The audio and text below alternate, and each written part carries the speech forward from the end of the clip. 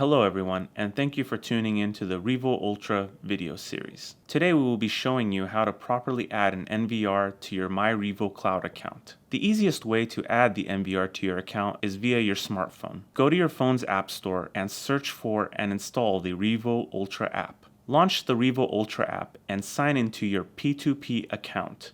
Once you're signed in, click the menu button in the upper left corner and select Devices. In the device list, click the plus button to add a device and click the scan option. On your NVR, enter its menu and navigate to the System and then Network and click on the P2P tab at the top. On this page is a unique QR code for your NVR. Simply scan the QR code with the Revo Ultra app to begin the process.